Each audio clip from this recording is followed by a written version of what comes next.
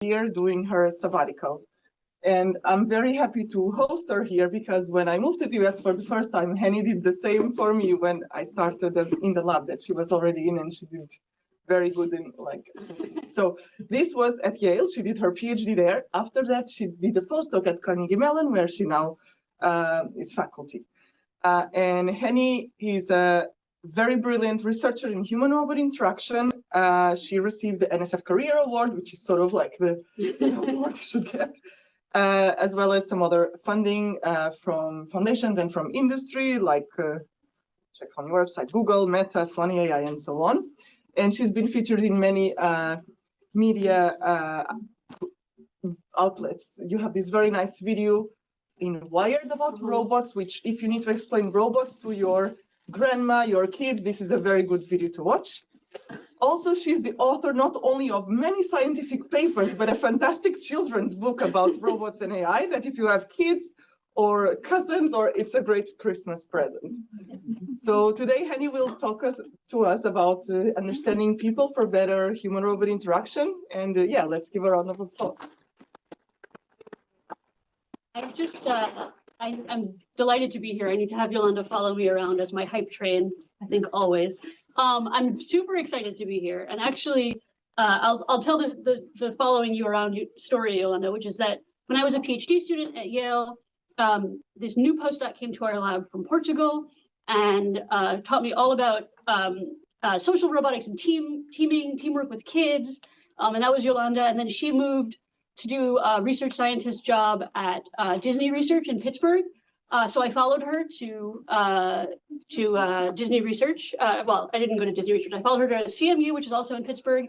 And then she moved to KTH to start her faculty job. So now I'm here at KTH for a sabbatical. So I'm really excited to see where we go next. So thank you for that introduction. As Yolanda said, I am coming to you from Pittsburgh, Pennsylvania. It's on the west side of Pennsylvania, so it's very far from Philadelphia, much closer to Ohio. And at CMU, I run the Human and Robot Partners Lab. This is an old picture of the lab. We're not very good at getting pictures of ourselves, I think. But the lab is made up of a group of people, students, and postdocs who are interested in understanding how we can build better robots by understanding the people that are using those robots themselves. And so for those of you who aren't necessarily as familiar with the field of human-robot interaction, or HRI, it's sort of tongue-in-cheek described as humans and robots and interactions. It's the center of this Venn diagram, but truly it's an interdisciplinary field where we look at human sciences like cognitive science, neuroscience. We draw from robotics and computer science and AI, machine learning. And we also draw information and inspiration from interaction sciences or interaction studies like social psychology, anthropology, sociology. So it's a really interdisciplinary field. And my goal today is to give you a little taste of how we can do HRI because we can pull from each of these areas and understand principles, not just from the technology side, but also from the human and the interaction side. So my lab works in a number of different domains. I am domain agnostic. Honestly, I'm more interested in what can happen in the interaction between humans and robots. The domain that gets me the most excited is assistive robotics, so both physically and socially assistive robotics. We do a lot of work in explainable and transparent AI, as you can imagine. As AI enters more things, it becomes more and more important. And we have a lot of work recently on how robots and AI can learn better from people. And we work in autonomous driving simulators, and we work with people with speech and motor impairments and collaborative robotics and all kinds of things. And so let me give you one example of the kind of work that we do and how we bring together all of these different disciplines. So to explain this example, I have to first explain the domain. And this is a domain of assistive manipulation. So assistive manipulation is a field that looks at how we can help people who might not be able to manipulate things in the world with their own bodies by using robots. And so here we have a wheelchair user who has a Canova robotics arm. Many of you are possibly familiar with the Canova robotics arm. This is a commercial product. You can buy it. It's from a company in Canada. And it's designed to be mounted on a wheelchair and controlled by whatever input device the wheelchair user uses to already control their wheelchair. So it's sort of meant to sort of seamlessly integrate, and it allows people who might not have as much control of their upper body to do things like opening the refrigerator, picking up a glass of water. But if you know anything about wheelchair users, you know that the controls tend to be very limited, right? And you have this paradox. So the more somebody needs physical assistance, like this robot, it's because they have less physical capability. But they have less physical capability to control the robot that they need to do physical things, right? So the input devices are very, very limited. Here's a sample. Sometimes people have enough dexterity to use a 2-axis joystick. Sometimes they use a sip and puff, which is a straw that sits by your mouth, and you either suck in or blow out, and that's your control signal, that binary signal. Sometimes they use a head array, which includes buttons if they had head movement that they can press to toggle things. These are just a few examples. There are many, many different input devices, and they're really customized to each user's physical capability. But what you can see here is that we have a mismatch in the degrees of freedom between our input devices and what we're trying to control. So controlling a robot arm, and in particular, controlling the robot end effector, is a 6-dimension problem, 6 degrees of freedom. You have X, Y, Z, and you also have pitch, yaw, roll. So you're trying to position this end effector in 6 ways at once. But your input devices are giving you 1 or maybe 2, if you're lucky, degrees of freedom. And the way, like I said, this is a commercial product, so people have addressed this issue. The way they usually address this issue is by a technique we call modal control. So there are modes, and you divide the control space into modes that have the number of dimensions that you have access to. So if you have a 2-axis joystick, in mode 1 might control X and Y dimensions of the end effector. Mode 2 might control Z and one of the orientation dimensions. Mode 3 controls the other. And you just toggle through all of those modes. As you can imagine, this is quite challenging. It takes a long time to do.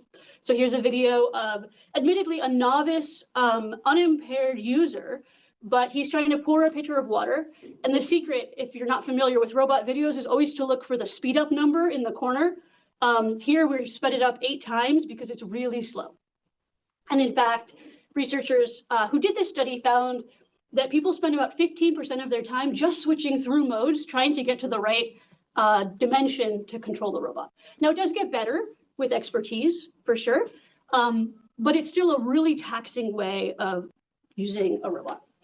And so our insight as computer scientists is that we can use AI to try to, and what we know about autonomous robotics, to try to help the user as they are doing this task. And in particular, some researchers suggested a system called shared autonomy that tries to predict the user's target manipulation and then provide some assistance combining with the user's control to execute the task. So here we're doing the very important task of spearing marshmallows and eating them. Marshmallows, honestly, just because they're sticky and they stick to the fork well. You can see on the left, the shared autonomy version finishes very quickly because the user doesn't have to put as much input into the system. The teleoperation version takes a lot more time. And this on the right is a grad student who's very familiar with using the robot. So, you know, this is an expert user. Now, shared autonomy was not mine, but when I was a postdoc, I helped validate this as a beneficial method that can speed up different kinds of manipulation. And it uses this really clever, I think, technique of essentially maintaining a belief distribution over all possible goals. So the robot is aware of all of the potential goals the human might have in the environment. In this case, it's the potential pieces of food on the plate that the human wants to spear, and then has some probabilities for each goal. And it updates those probabilities based on observations that it makes of what the user is doing with the joystick. And so to put it in more diagrammatic form, you have the user using a joystick and the robot also providing some input. The user's input is used for goal recognition. And then once the robot has recognized the goal, it decides what action it should output by combining the user's goal, so for its own action, with what the user is actually doing with the joystick. And this module is really, really interesting to me. The original shared autonomy system only used joystick input. So it was only basing this goal recognition on what it could tell based on how somebody was using this input device. But when people are doing this task, they're giving us a lot of other information about what they're doing beyond just the joystick input. And one of the things that I'm particularly curious about is how people's natural behaviors, like their natural eye gaze, can help kind of leak information about the task that they're doing.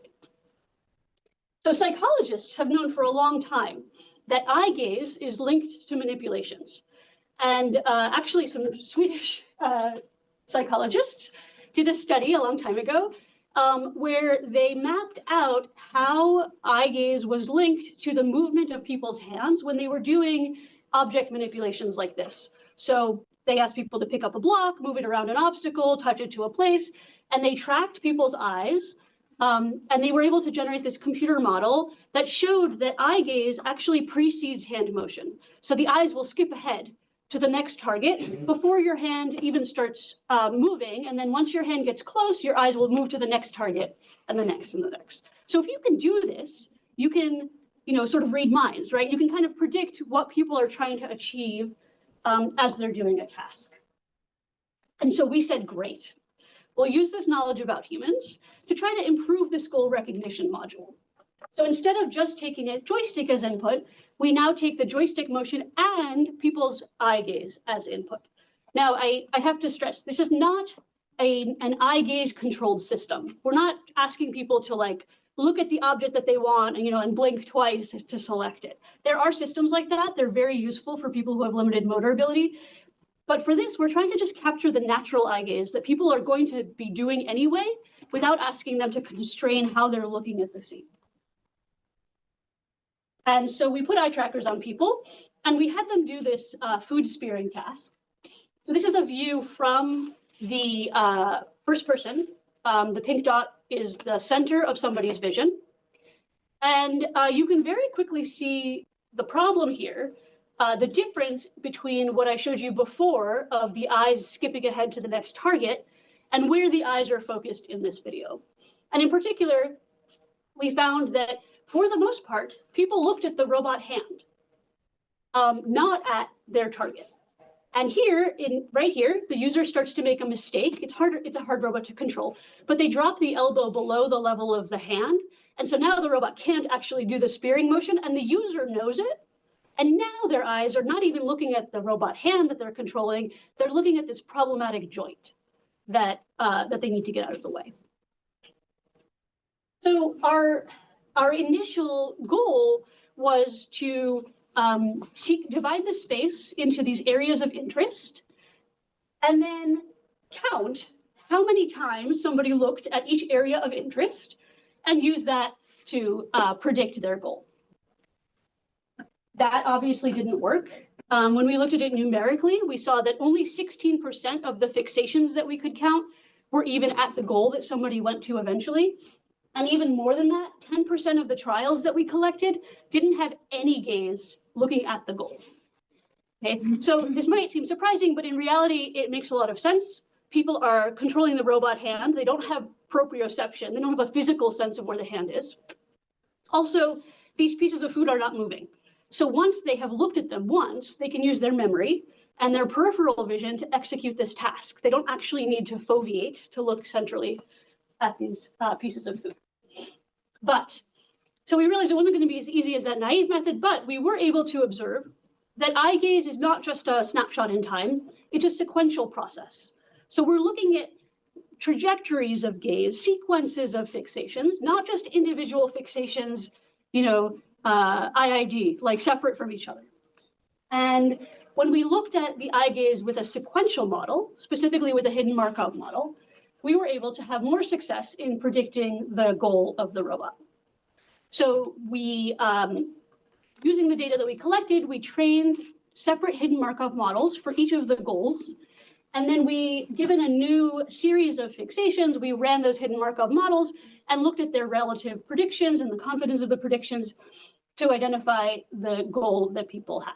So that was our sequential model version of goal prediction with eye gaze. And we showed that it worked. I wouldn't be telling you about this probably if it didn't work.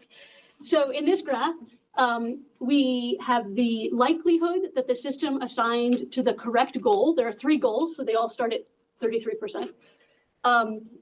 As a function of progress through the task, the dark blue is our proposed system, the sequential model. The light blue is the naive version, and the gray is just the joystick only signal. And you can see, if you look at the lines, that our system is able to predict the correct goal earlier and more confidently than the other 2 methods. But you can also see, if you look at the violin plot portion of this, that when our sequential method is wrong, it's very confidently wrong. So we see this a lot of mass up here and a lot of mass down here, which means that the system was more than happy to tell us with lots of confidence that somebody was going to a different goal.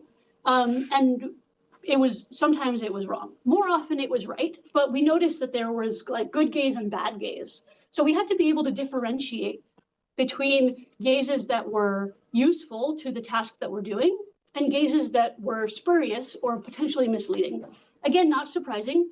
We're not constraining people's eye gaze. They're using their eyes for all sorts of things. They're looking around in the world. They're looking at the experimenter. They're, checking the robot. So it's not surprising that gaze is a very noisy signal. But this system provided us some hope. So we implemented it on the physical robot. We did a study where we compared the robot assistants using this gaze-based sequential model plus joystick to robot assistants using just joystick to robot assistants using just the aggregate model.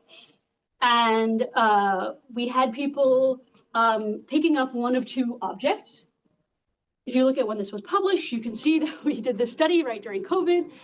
It was a COVID-safe study. My heroic PhD student would pack up the equipment on the right into a plastic box, drive it over to somebody's house, leave it outside their door. That person would take the box, unpack it, call into the Zoom. Meanwhile, the PhD student drove to the lab, set up the robot, then they would Zoom. And from home, the user could see the robot and control it using the same equipment they would be controlling it with in the lab, but they were completely remote. And then at the end, the PhD student would drive back to their house, take all the equipment, disinfect everything, and continue on. So yeah, things were rough when we were doing this during COVID, but we found a way to do it. And I thought it was really cool that we could do this even with a desk-mounted gaze sensor, like a very, very simple gaze sensor that is very affordable. We didn't need a super complex worn eye tracker. And what we saw in this system is also that our sequential model yielded better predictions from the system and better assistance. So here again, we have the prediction strength, just like before, as a function of the time since the start of the trial. And you can see that when we look at gaze that was stable early, that's how we sort of define what is good gaze. When we look at gaze that sort of stabilized on a particular prediction early, we had excellent performance in the prediction strength, so earlier prediction, and we also had earlier assistance. So when we look at the amount of assistance given as a function of time, the robot was able to help out earlier because it had a better sense of what the user was trying to do than other comparison systems. So we showed that eye gaze can be used to help do this goal inference. Now, it's not all successes. One thing we noticed still is that eye gaze is very noisy. And so sometimes the system would kind of like get fixated on the wrong target. So here I'm going to play this video. It goes kind of fast. This is the target the user is trying to reach. This is their view of the robot from their zoom camera. And the blue dot, which they don't see, is their eye gaze. And so at the beginning of the trial, they happen to glance over at the left target, maybe because they moved the robot arm to the left a little bit. And now the system is convinced that they really want that left target. And you can see them fighting the robot, like trying to do whatever they can to try to push it over. But the assistance is so confident that they want this other target that it's, basically down-weighting the user's control and up-weighting the robot's control. And so one of the things that I'm hoping to study in the future is figuring out when we get to these situations where there's conflict and then reducing the amount of robot control so that the user can recover, basically put the robot back into a position where it can do the correct prediction.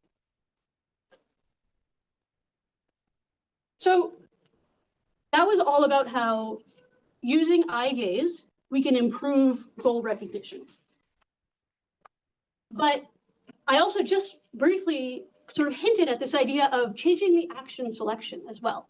So we talked about the input to the system. We can use eye gaze as the input, but how do we control what the robot actually executes, this action selection? So how it uses that goal prediction to actually do behavior. And that action selection is dictated by this variable alpha, which refers to our level of autonomy. So you can think about the robot autonomy on a scale from 0 to 1. When alpha is 0, the user is fully in control. The robot signal is dampened. And when alpha is 1, the robot is fully in control. The user signal is ignored. And when alpha is somewhere in the middle, the outputting robot behavior is some combination of what the autonomous system thinks should be done and what the user is suggesting with their joystick. And so this ends up allowing users to put less precise control into their system and still achieve the same amount of success. So here we have a gentleman picking up a golf ball. We actually allowed them to adjust the alpha level so they could have the robot help them more or less over the course of the study. And we investigated how this movement of alpha, how different levels of alpha impacted the user experience. Because remember, there's a user here too, right? This is not just about the robot. So we were interested, okay, how does the assistance the robot is providing affect the way the user is feeling about their control of the system? We ran a study where we did allow users to change the alpha, but portion of the study that I'm going to talk about is where we systematically changed the alpha level to different levels where, sometimes the user was a lot in control, sometimes the robot was a lot in control. And we asked users sense of autonomy questions, stuff like they had to rate on a scale of 1 to 5. I felt like the robot was obeying my will. I felt like the robot did not move the way I wanted, things like that. And we pulled these from other sense of autonomy studies in the past. And we were really interested to see how the different levels of robot assistance would influence this sense of autonomy. And what we found, sort of unsurprisingly, is that there was an inverse relationship between the amount of assistance the robot is giving and the amount of control people feel over their system.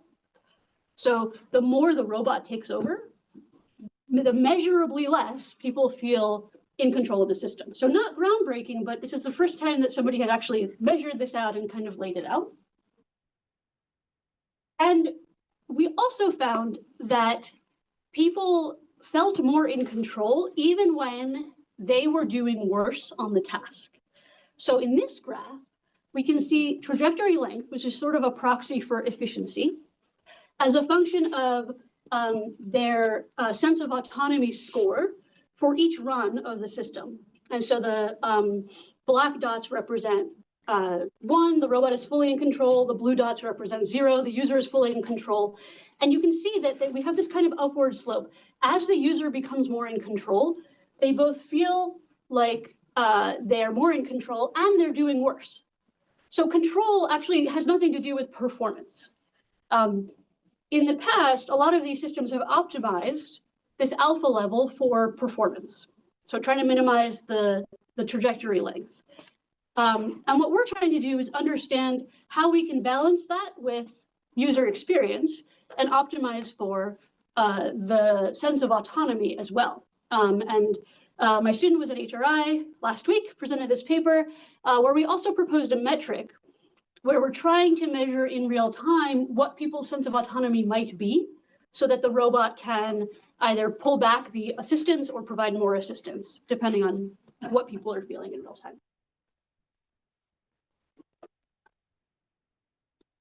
I also welcome questions at any point, so feel free to ask questions.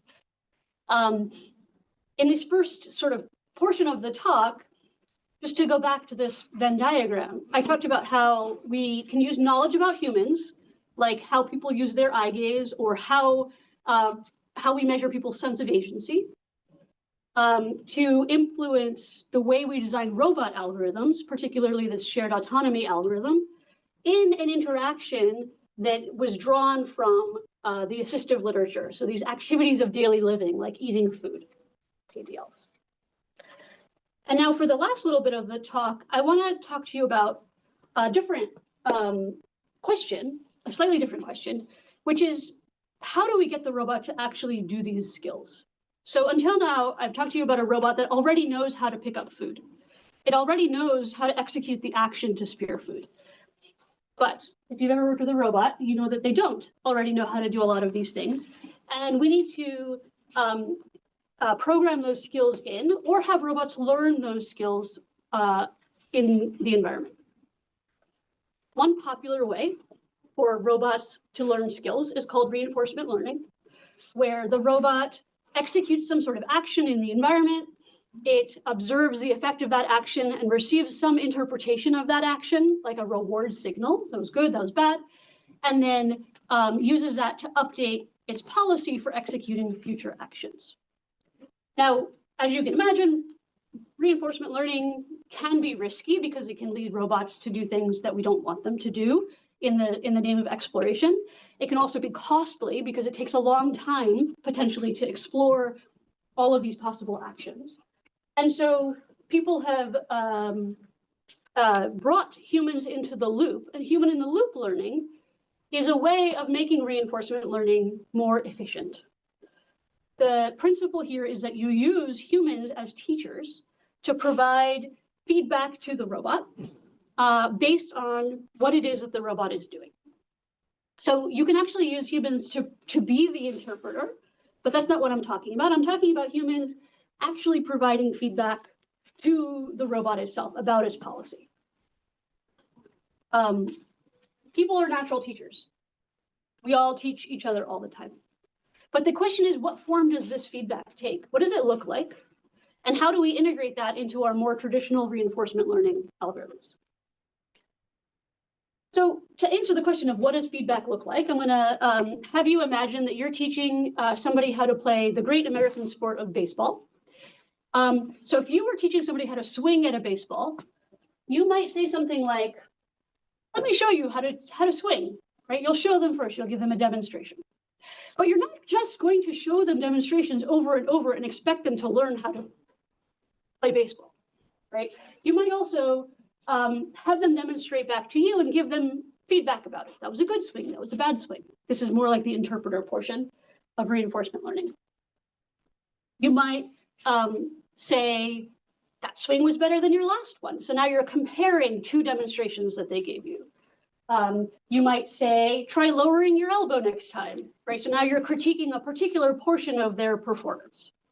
And all of these different ways of giving feedback are things people use very naturally and things that we wanted to be able to encode into a single learning algorithm.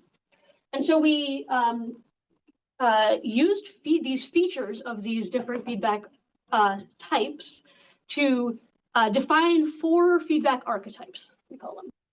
So the first one is showing. This is like demonstrations where there's the robot does nothing, but the user gives a single demonstration of the feedback that's considered good. There's also categorizing. This is like preference learning, where the robot gives two examples, and the user can categorize them, say one is better than the other, basically ordering them. I'm sorry, not ordering them. Categorizing is labeling them. Sorting is ordering them, where you give preferences. And then the final one is evaluating, where the user gives critique over a portion of the example that the robot gave. So if you're interested in the math of how we sorted these out, you can read the paper. But we define these four archetypes, and they fit very nicely into our reinforcement learning models.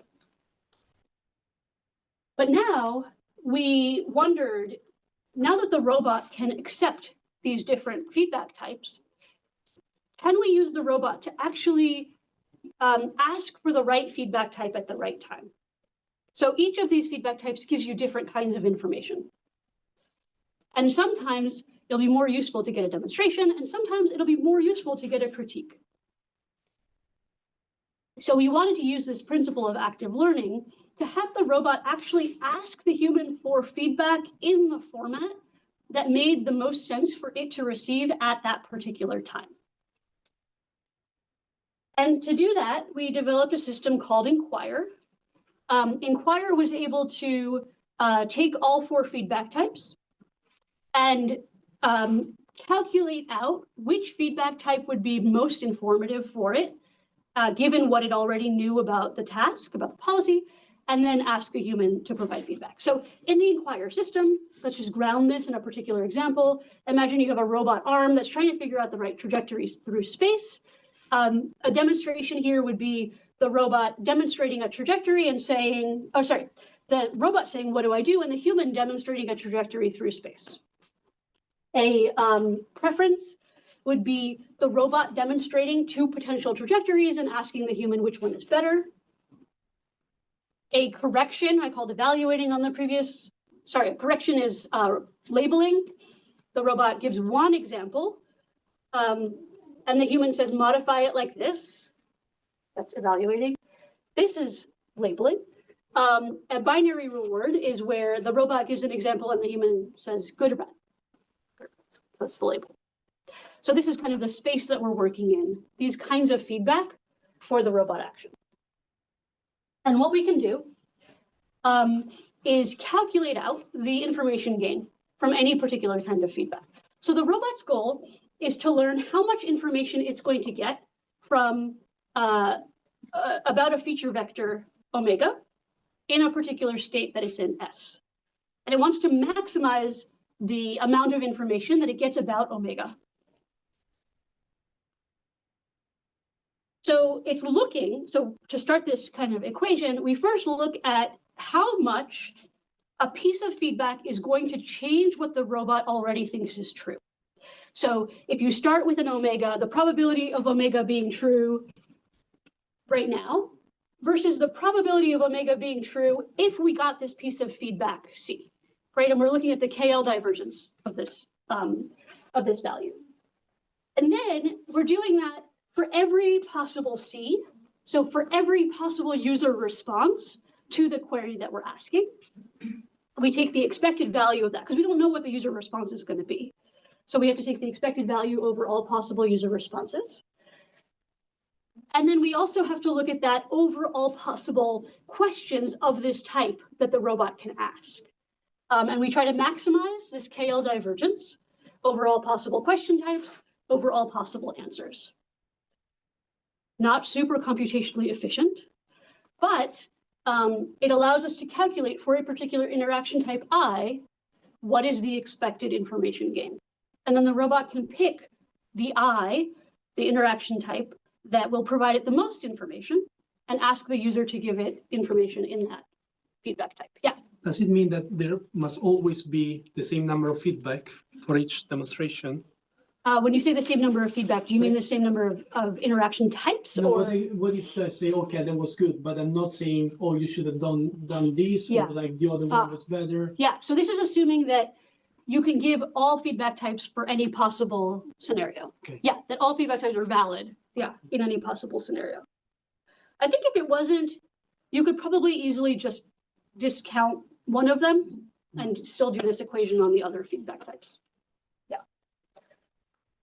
And so what we found when we compared Inquire to other state-of-the-art systems is that it performed better. So when we look at the distance of our final omega, so our final feature vector that we have learned, the distance of that from the true feature vector, omega star, here lower is better, right? We want the distance to be small. Over the amount of queries that the robot has to ask of the human, we can see that this yellow line, Inquire, eventually becomes better than all of them, and very quickly outperforms all of them except for the demos only. I'll show you why in the next slide, but eventually does outperform demos only. So here we were comparing against only using one feature type, using a state-of-the-art method called DemPref, which had 3 demonstrations, and then preferences and Inquire. We can also look at the same sort of results in terms of task performance. And we can see that Inquire performed the best. And we were doing this one in the lunar lander scenario. So if you've seen, this is pretty common in learning, where you have to control a little rocket ship to land between 2 flags. You have to teach the system how to fire the thrusters to control that rocket ship. Yeah, Can I ask, absolutely. the inquiry is the 4 types of Combined, yeah. and you have each separately, and then the compilation of all compared to So it's each of them. it's at each query, it's each separately. So for the binary only, we only ask binary queries. Right. For Inquire, at each query, we would choose between the 4 options. So we would ask a query, and it could be binary, it could be corrections, Right. it could be double. But it's the same data. But it's It's about the same data. same data, yeah. So you pick the best in each case. Do we keep the past? The best one in each case, in each instance, you get the best one of the 4. We pick the one that we calculated will give us the most The most information gain. Okay. Yeah. Good question. But we also have to consider the fact that not all interaction types are equally easy to give, right? It's a lot more taxing to have to give a demonstration of a trajectory than it is to say, that was good or that was bad, right? This is sort of common knowledge. And we actually, in a different study that I'm not presenting here, proved that there are differences in the cognitive load that people are exerting when they're giving different feedback types. And so when we look at what Inquire calculates as the best feedback type to do at every instance, when we don't consider the cost of that feedback type, we tend to settle on something where the system first asks for some demonstrations and then asks for preferences after that. But when we incorporate the cost of asking for different feedback types, the cost to the user of giving different feedback types, we start to see more variability. And here we sort of estimated the costs. We're not saying that these are the true costs of giving the different feedback types, but when you include some notion of cost, you can see that over the course of the interaction, so over the number of queries, the user, the Inquire selects different kinds of feedback type to ask about. And here I'm showing it in 2 domains, lunar lander and pizza arrangement, which was the important task of figuring out how to arrange pepperoni slices on a pizza.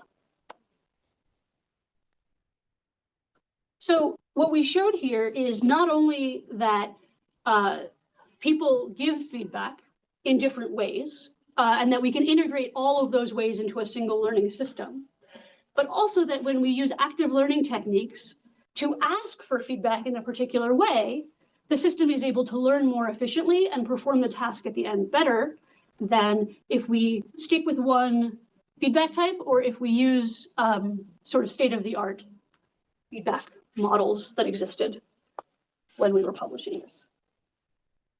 So in this case, I talked about how we can use this notion of question asking and teaching and feedback types from humans to improve the way we do machine learning with robots in the task of skill acquisition, of learning how to do skills. So this is another example of the sort of intersections of HRI. And that sort of brings me to my final point, which is that human-robot interaction involves all of these things. When you're doing HRI, and I'm probably speaking to the choir here because you all showed up for a Digital Futures talk, so you understand that people are important and society is important. When you're doing this research, you need to consider what's outside of that particular technology in addition to the technology itself. And you can use the strengths of each to develop systems that are more effective than just looking at the technology by itself. Obviously, none of this work happens without the amazing students and postdocs that are involved. They do all the work, and I just get to stand here and brag about it. So they should get all of the credit for that. And I'll leave you with this one idea, which is that I hope you take from this, if nothing else, I hope you take from this that HRI, when we consider the H and the R and the I together, that we can do better, we can develop better robots to help people every day than we can if we consider them separately. So thank you for your attention.